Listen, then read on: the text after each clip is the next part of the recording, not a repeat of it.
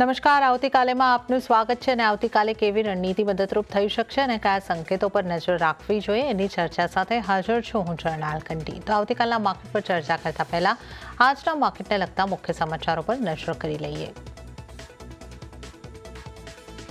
દિવસભરના ઉતાર ચઢાવ બાદ બજાર શાનદાર રિકવરી સાથે બંધ। નિફ્ટી 250 પોઈન્ટથી વધારેની તેજી સાથે 25,100ના સ્તરની નજીક બંધ। બેંક નિફ્ટીમાં પણ જોવા મળી 200 પોઈન્ટની તેજી, તો મિડ કેપ અને સ્મોલ કેપ પણ તેજી સાથે બંધ।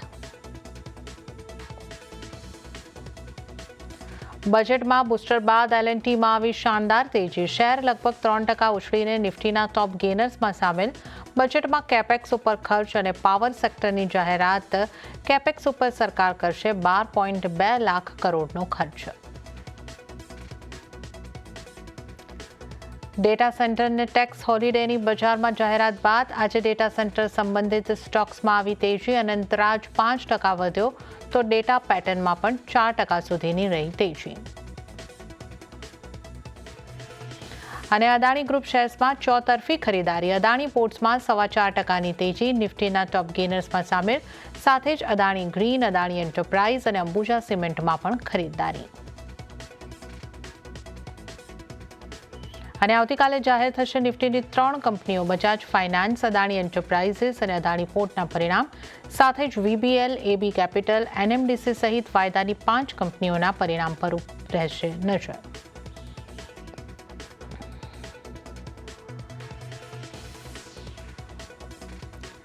તો આજના માર્કેટ સેશનની વાત કરી લઈએ તો ઉતાર ચઢાવ ભર્યું માર્કેટ સેશન રહ્યું, પણ આજે આપણે બજારમાં એક મજબૂતી સાથેનું ક્લોઝિંગ આવતા જોઈ રહ્યા છે। જો આપણે વાત અહીંયા આગળથી સેન્સેક્સની કરી લઈએ, સેન્સેક્સમાં 1.17%ની સારી મજબૂતી બનતી દેખાય અને 81,666 ઉપર સેન્સેક્સ બંધ થયો છે। નિફ્ટીની વાત કરીએ તો નિફ્ટીમાં પણ 1% મજબૂતી બનતી દેખાઈ અને આપણે 25,088 ઉપર નિફ્ટીને બંધ થતા જોઈ શકીએ છીએ। બેંક નિફ્ટીની વાત કરીએ તો ત્યાં 0.35%ની મજબૂતી બની છે અને 58,619 ઉપર નિફ્ટી બેંકનું ક્લોઝિંગ આપણે જોઈ શકીએ છીએ। મિડ કેપ અને સ્મોલ કેપ પણ મજબૂતી તરફ જ બંધ થયા છે। મિડ કેપની જો વાત કરીએ તો 0.96%ની મજબૂતી અહીંયા બની, 57,667 ઉપર મિડ કેપ બંધ થયો છે અને સ્મોલ કેપની વાત કરીએ તો 16,523 પર 0.64%ની મજબૂતી સાથે સ્મોલ કેપ બંધ થતા જોવા મળ્યા છે। એડવાન્સ ડિક્લાઇન રેશિયો જો જોઈ લઈએ તો 1329 શેર લીલા નિશાનમાં મજબૂતી સાથે બંધ થયા, 1650 શેર લાલ નિશાનમાં દબાણ સાથે બંધ થતા જોવા મળ્યા છે। હવે આપણે નિફ્ટીના ટોપ ગેનર્સ અને ટોપ લૂઝર કાઉન્ટર જોઈ લઈએ। ગેનર્સની વાત કરીએ તો પાવર ગ્રીડ 7.58% જેટલો મજબૂત થયો છે। ટાટા મોટર્સ પીવી 5.5%ની આસપાસ મજબૂત, 5.30%ની મજબૂતી। અદાણી પોર્ટ્સ 4.33% મજબૂત અને ટાટા કન્ઝ્યુમર 3.50% જેટલો મજબૂત થતો આપણને જોવા મળ્યો છે। અને આ ઉપરાંત જો આપણે અહીંયા આગળથી વાત કરી લઈએ તો બીએલ અને રિલાયન્સ જેવા સ્ટોક પણ આપણને મજબૂતી સાથે બંધ થતા જોવા મળ્યા છે। હવે આપણે જો અહીંયા આગળથી વાત કરી લઈએ ઘટનારા સ્ટોક કયા રહ્યા છે એની, તો શ્રીરામ ફાઇનાન્સમાં 3.5%નું દબાણ અહીંયા આગળથી આપણને બનતું જોવા મળ્યું છે।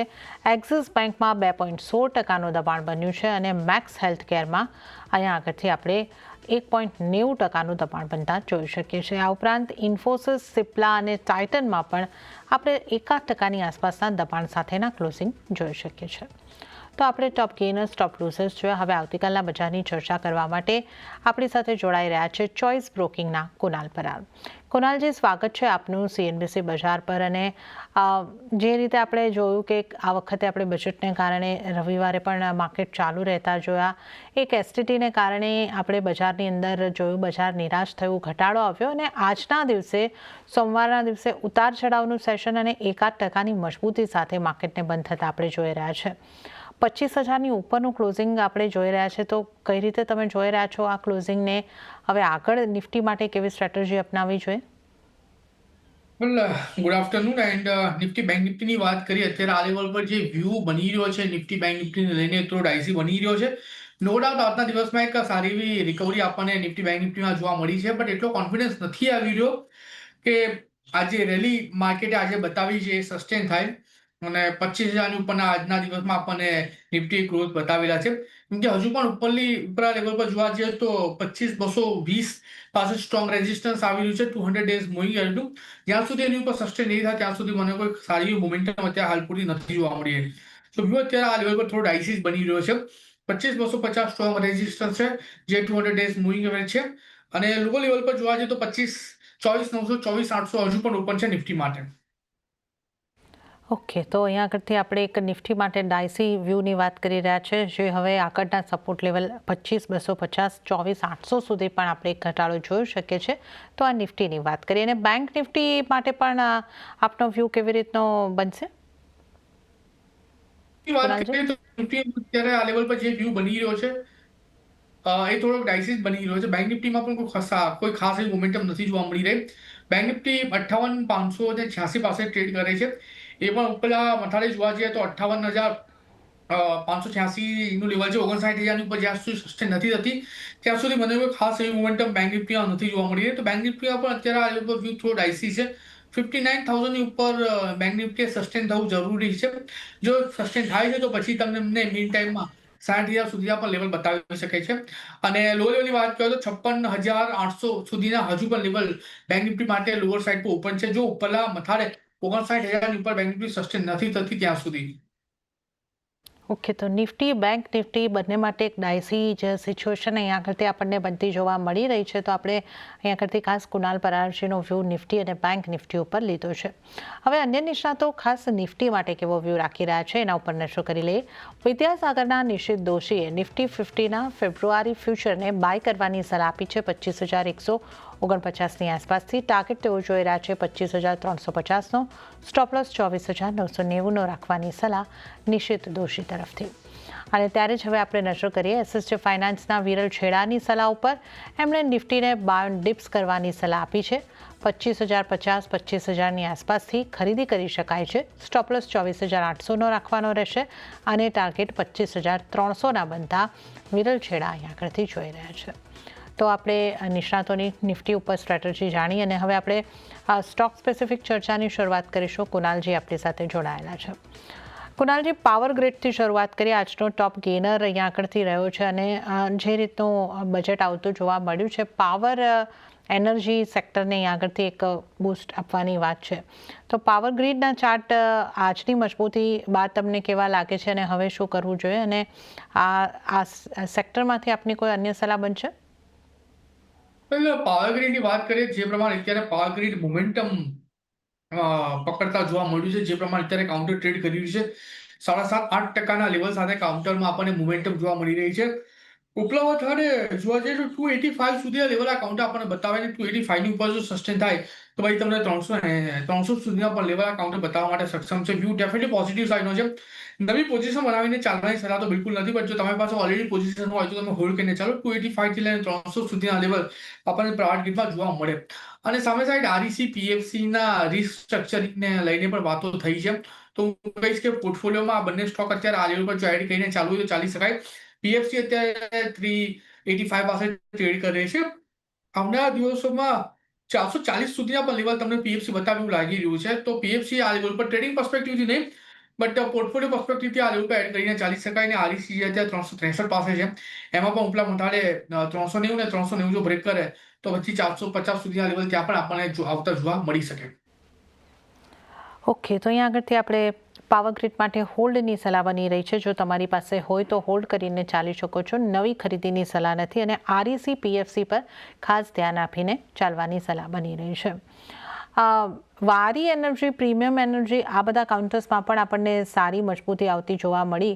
આ કાઉન્ટર્સની જો આપણે વાત કરીએ તો લગભગ 6% અને એની ઉપરની મજબૂતી સાથે આજે આપણને કામકાજ કરતા જોવા મળ્યા. વારી એનર્જી 5.5%ની મજબૂતી સાથે બંધ થયો છે. આમાંથી આપનો કોઈ સ્ટોક પર સલાહ બનશે? વારીની વાત કરીએ, નો ડાઉટ સારી એવી રેલી આપણને વારીમાં જોવા મળી છે. સારા મોમેન્ટમ આજના દિવસમાં વારી આપણને બતાવી રહ્યું છે.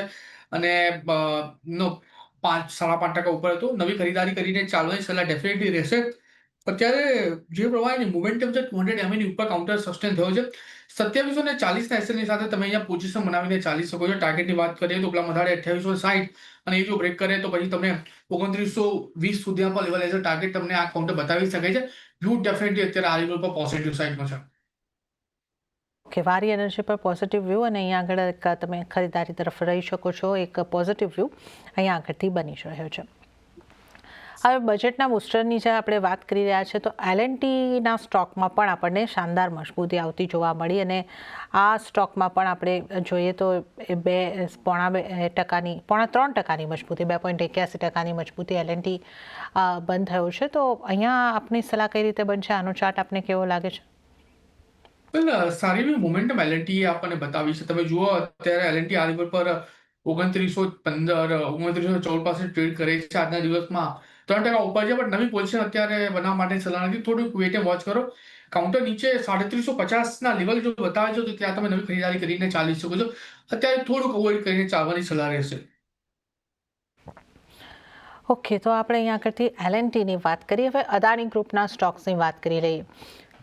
અહીંયા શાનદાર મજબૂતી આવતી જોવા મળી. અદાણી પોર્ટ્સ 4.25% મજબૂત, અદાણી એન્ટરપ્રાઇઝ 2.71% મજબૂત, અદાણી ગ્રીન, આ બધા જ સ્ટોક મજબૂત હતા. અને કાલે આમાંથી અદાણી પોર્ટ, અદાણી એન્ટરપ્રાઇઝ એના રિઝલ્ટ ઉપર પણ આપણી નજર બનેલી રહેશે.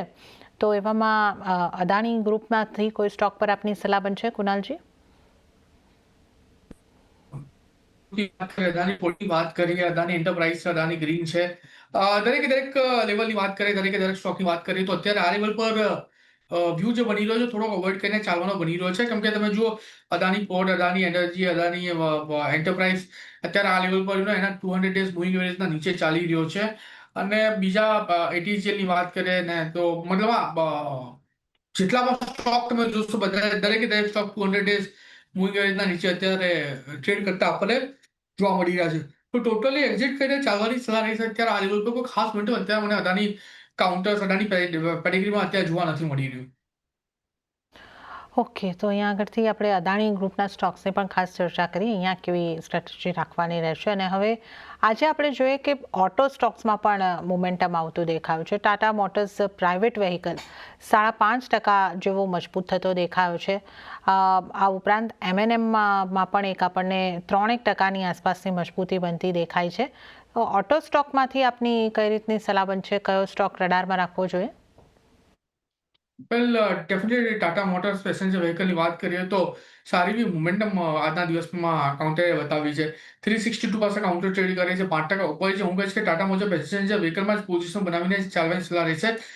જે પ્રમાણે એની રેલી આ કાઉન્ટરે આજના દિવસમાં બતાવી છે, મને એવું લાગે છે કે નીચે 354 એસએલ રાખીને નવી પોઝિશન બનાવીને ચાલી શકાય. 375 નો પહેલો ટાર્ગેટ અને એ જો બ્રેક કરે તો 400 સુધીના પણ લેવલ આપણને આવતા જોવા મળી શકે છે આ કાઉન્ટરમાં. ઓકે, તો આપણે અહીંયા આગળથી ખાસ કરીને ઓટો સેક્ટરની વાત કરી, ટાટા મોટર્સ પીવીની પણ વાત કરી, એમએનએમની પણ વાત કરી. તો અહીંયા આગળથી આપણે એક પોઝિટિવ વ્યૂ લઈને ઓટો માટે ચાલી રહ્યા છે. હવે બજેટની ડેટા સેન્ટરને લઈને અનાઉન્સમેન્ટ જે આવતી દેખાય એના બાદ જે ડેટા સેન્ટરને લગતા સ્ટોક છે, અનંતરાજમાં એક સારી મજબૂતી આપણને આવતી જોવા મળી છે. 5-6% મજબૂતી આ સ્ટોકે દર્શાવી છે. ઓવરઓલ રિયલ એસ્ટેટમાં પણ એક રિકવરી આવતી દેખાય છે. ડીએલએફ, ગોદરેજ પ્રોપર્ટી, આ બધામાં 2-3% મજબૂતી આવતી દેખાય છે. કઈ રીતે તમે આ સ્ટોક્સને જોઈ રહ્યા છો? ડેટા સેન્ટરની વાત કરીએ, સૌથી પહેલા અનંતરાજની વાત કરીએ, નો ડાઉટ એક સારી મોમેન્ટમ આપણને જોવા મળી છે. 560 પાસે કાઉન્ટર ટ્રેડ કરે છે, પણ વ્યૂ અત્યારે થોડોક ડાયસી છે. કેમ કે ઉપલા મથાળે 563 પાસે 200 ડેઝ મૂવિંગ એવરેજ આવી રહ્યું છે. એટલે જ્યાં સુધી વ્યૂ પર સસ્ટેન નથી થતું ત્યાં સુધી કોઈ નવી પોઝિશન બનાવીને ચાલવાની સલાહ નથી. થોડુંક વેટ એન્ડ વોચ કરીને ચાલવાની સલાહ રહેશે અનંતરાજમાં. અને સામે સાઈડ રિયલ એસ્ટેટની વાત કરીએ, રિયલ એસ્ટેટમાં ડીએલએફ છે, લોઢા છે અને એક સારી મોમેન્ટમ આ કાઉન્ટર્સ આપણને બતાવી છે. બટ હજુ બી કાલના દિવસનું જે હેંગઓવર છે બધા જ કાઉન્ટર પર અત્યારે મને જોવા મળી રહ્યું છે.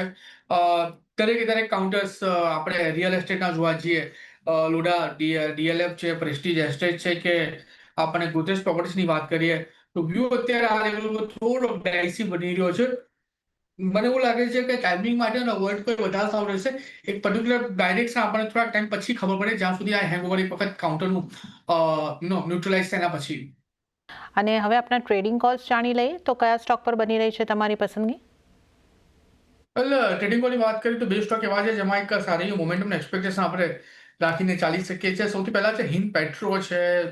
હિન્દુસ્તાન પેટ્રોલિયમ અત્યારે 453 પાસે આપણને ટ્રેડ કરતો જોવા મળી રહ્યો છે. વ્યૂ ડેફિનેટલી પ્રેઝન્ટ લેવલ પર ખરીદારી કરીને ચાલવાનો બની રહ્યો છે. લોઅર લેવલ પર જે એસએલ અહીંયા મેન્ટેન કરીને 40 લોઅર લેવલ છે એસએલ અહીંયા મેન્ટેન કરીને 440 નો છે 440. ટાર્ગેટની વાત કરીએ તો ઉપલા મોઠાડે આપણને પહેલો ટાર્ગેટ 463 નો જોવા મળે અને 463 જો બ્રેક કરે છે તો 400 બીજો ટાર્ગેટ પણ અહીંયા આપણને આવતો જોવા મળે. તો હિન્દુસ્તાન પેટ્રોલિયમ અહીંયા પ્રેઝન્ટ લેવલથી ખરીદારી કરીને ચાલવાની સલાહ છે. અને બીજું જે છે કંસાઈ નેરોલેક છે 233 પાસે કાઉન્ટર ટ્રેડ કરે છે, ખરીદી કરીને ચાલો 220 ના એસએલ ની સાથે. ટાર્ગેટની વાત કરીએ તો 243 અને એ જો બ્રેક કરે તો 260 નો બીજો ટાર્ગેટ પણ અહીંયા આપણને આવતો જોવા મળી શકે. ઓકે, તો અહીંયા આગળથી જે બે કુનાલજીની પસંદગીના કાઉન્ટર છે, એક છે હિન્દ પેટ્રો અને એક છે કંસાઈ નેરોલેક. હિન્દ પેટ્રોની પહેલાં વાત કરીએ તો ખરીદારીની સલાહ 440નો અહીંયા આગળથી સ્ટોપ લોસ તમારે ધ્યાને રાખવાનો રહેશે અને 463ના ટાર્ગેટ માટે તમે અહીંયા આગળથી હિન્દ પેટ્રોને ખરીદીને ચાલવાની સલાહ બની રહી છે. અને કંસાઈ નેરોલેકની પણ આપણે જો વાત કરી લઈએ, અહીંયા પણ એક પસંદગીનો સ્ટોક કુનાલજીનો બની રહ્યો છે. ખરીદારી કરીને ચાલવાની સલાહ કંસાઈ નેરોલેકમાં બની રહી છે 243 અને ત્યારબાદ 260ના ટાર્ગેટ સ્ટોપ લોસ 220નો રાખવાનો રહેશે. તો આ કુનાલજીની પસંદગીના સ્ટોકની વાત કરી અને વધારે સ્ટોક્સની આપણે ચર્ચા કરી લઈએ તો મેટલમાં પણ આજે આપણને એક સારી મજબૂતી રહેતી જોવા મળી, જેમાં હિન્દ ઝિંકમાં ફરી પાછી એક સારી મજબૂતી આપણને દેખાય છે. 7.7% મજબૂત આ કાઉન્ટર થયું. નાલ્કોના કાઉન્ટરમાં પણ મજબૂતી આવતી જોવા મળી છે. ક્યાં મેટલ્સમાંથી ક્યાં ધ્યાન હોવું જોઈએ કુનાલજી, કયા સ્ટોક પર? વેલ મેટલ કાઉન્ટર્સની વાત કરીએ તો નો ડાઉટ આજના દિવસમાં સારી એવી રેલી આપણને જોવા મળી છે. હિન્દુસ્તાન ઝિંક આજના દિવસમાં સારો ઉછાળો આપણને બતાવ્યો છે. નેશનલ એલ્યુમિનિયમ સારો ઉછાળો બતાવ્યો છે. VEDL પણ એને પણ એક સારો ઉછાળો બતાવ્યો છે. બટ અત્યારે હાલ પૂરતી ખરીદી કરીને ચાલવાની સલાહ નથી. ટાઈમિંગ માટે થોડુંક અવોઇડ કરો, વધારે સારું રહેશે. નાઉ રીઝન બિંગ એ છે કે જે વોલેટિલિટી આપણને જોવા મળી છે બેઝ ઓન ધ સિલ્વર અને ગોલ્ડના લેવલ પર જોવા મળી છે ને અથવા બીજી બેઝ મેટલ્સના બેઝ પર પણ અત્યારે આ લેવલ પર કોમોડિટી જોવા જઈએ તો એક બ્લડબાથમાં ટ્રેડ કરી રહ્યું છે અને આજના દિવસમાં એક બાઉન્સ બેક સ્ટોક સ્પેસિફિક જોવા મળી રહ્યું છે. તો હું કહીશ કે અવોઇડ કરો. અનસર્ટેનિટી જે આપણને જોવા મળી છે એ સેટલ ડાઉન નથી થતી ત્યાં સુધી.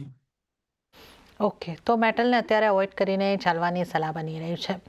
અને ત્યારબાદ રિલાયન્સના સ્ટોકની વાત કરી લઈએ. આ સ્ટોકમાં પણ આજે આપણને ખૂબ સારી રિકવરી આવતી જોવા મળી છે અને 3.3% મજબૂતી સાથે આ કાઉન્ટર આજે બંધ થતા જોવા મળ્યું છે. તો રિલાયન્સના ચાર્ટ આપને કેવા લાગી રહ્યા છે અને અહીંયા તમારી સલાહ કઈ રીતે બનશે? રિલાયન્સનો ચાર્ટ ઘણો સારો લાગી રહ્યો છે. પ્રેઝન્ટ લેવલ પર ખરીદી કરીને ચાલવાની સલાહ રહેશે.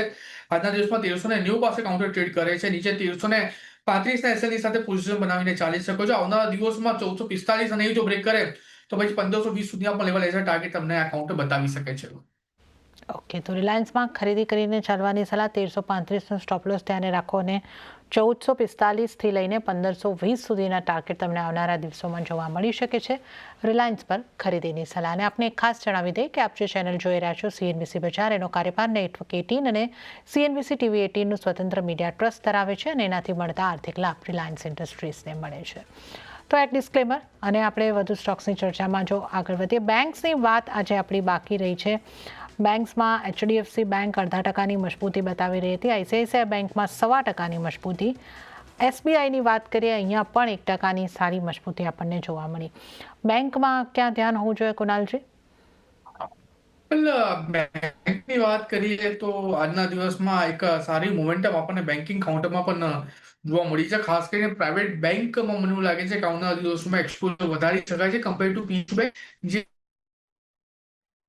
ડિસ્કસ હતું ને આપણે